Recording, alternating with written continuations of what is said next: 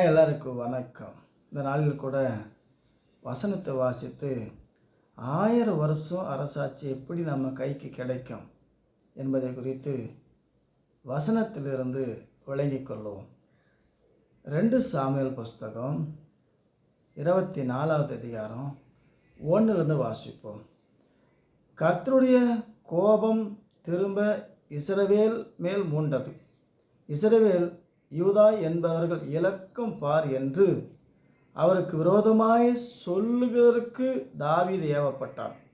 அப்படியே ராஜா தன்னோடு இருக்கிற சேனாதிபதியாக யோவாப்பை பார்த்து, ஜனங்கள் இலக்கத்தை நான் அறியும்படிக்கு நீ தான் முதல் பெயர்சபா மட்டுமல்ல இஸ்ரவேல் கோத்திரமெங்கும் சுற்றித் திரிந்து ஜனங்களை தொகையிடு என்றான். அப்பொழுது யோவாப் ராஜாவை பார்த்து, ராஜாவாகி என் ஆண்டவனுடைய கண்கள் காணும்படி உம்முடைய தேவனாகிய கர்த்தர் ஜனங்களை இப்பொழுது இருக்கிறதை பார்க்கிலும் 100 மடங்கு அதிகமாய் வர்த்திக்க பண்ணுவாராக. ஆனாலும் என் ஆண்டவனாகிய ராஜா இந்த காரியத்தை விரும்புகிறது என்ன என்றான். தாவீது ராஜா ஒரு காலத்தில் தேவனுடைய வல்லமையை சார்ந்து வாழ்ந்தான். பிற்காலத்தில் தன்னுடைய இராணுவத்தை சார்ந்து என்னுடைய படை, என்னுடைய பலம், என்னுடைய ஜனம், எத்தனை இராணுவ இலக்கு, எத்தனை லட்சம் பேர் இருக்கிறார் என்பதை நான் அறிந்து என்னுடைய பலத்தை சார்ந்து வாழ வேண்டும் என்று ஏவப்பட்டான். சாத்தானுடைய ஏவுதல், தன்னுடைய மாம்சத்தை நம்பி வாழு, படையை நம்பி தலை நிமிர்ந்து நட என்று ஏவப்பட்டான். இஸ்ரவேல் மேல் கோபம் கொண்டது. அதனால் 70,000 பேர் செத்து போனாங்க.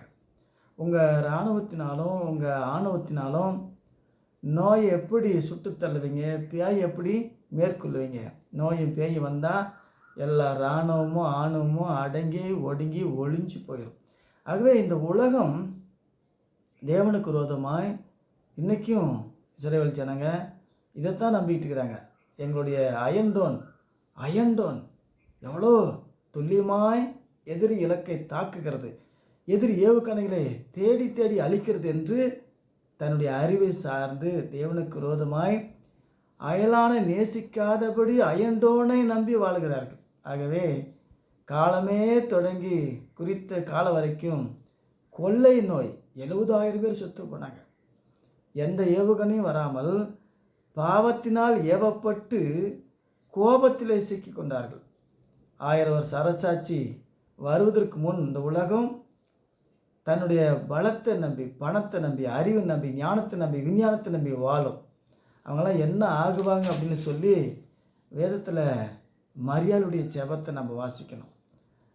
லூக்கா சுவிசேஷம் 1வது அதிகாரம் 51வது வசனம். தம்முடைய புயத்தினாலே பராக்கிரம் செய்தார், இருதய சிந்தையில் அகந்தவர்களை சிதறடித்தார், பலவானை ஆசனத்திலிருந்து தள்ளி தாழ்மை உள்ளவர்களை உயர்த்தினார். இது 1000 வருஷ அரசாட்சியில் நடக்கிற காரியம்.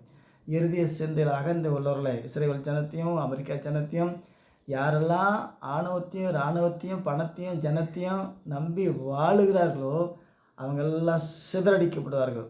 தாழ்மை உள்ளவர்களை உயர்த்துவார். தேவனுடைய வாக்குத்தத்தம். பலவானை, இந்த உலகத்தில் இருக்கிற எல்லா பலவானையும் எல்லா பராக்கிரமசாலியும் ஒளிந்து போவாங்க, மறைந்து போவாங்க. அதனால தான் பசி உள்ளவர்களை நன்மையால் நிரப்பி ஐஸ்வர்யம் உள்ளவர்களை வெறுமையாக அனுப்பி விட்டார்.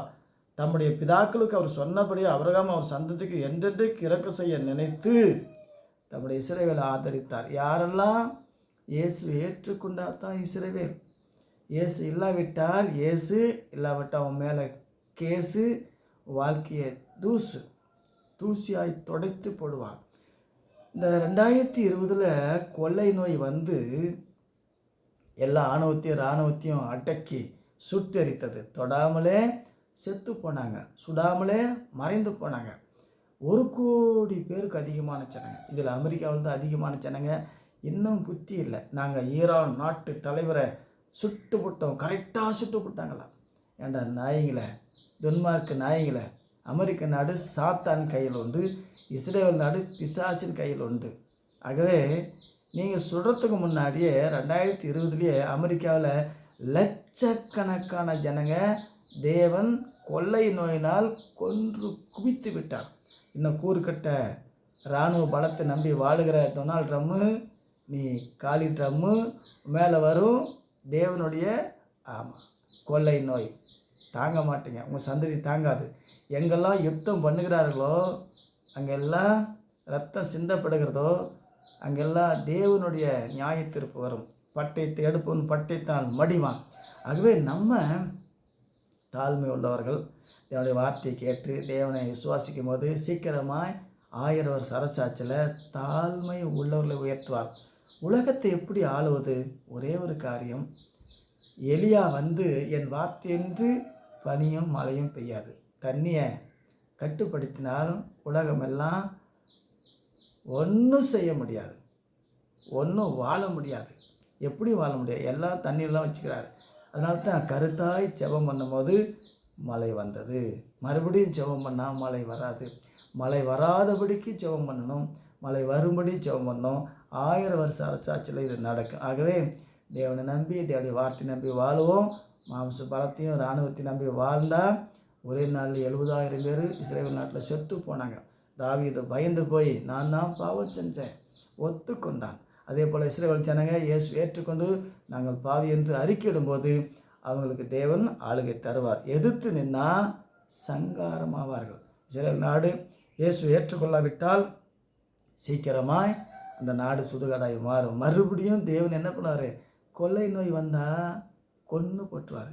மனம் திரும்புங்கள் இஸ்ரேல் ஜனமே, ஊதாரி நாதாரி கூட்டமே, அமெரிக்கா கூட்டமே, ஆணுவத்தை விட்டு எல்லா ஜனத்தையும் நேசிக்க கற்றுக்கொள்ளுங்கள்.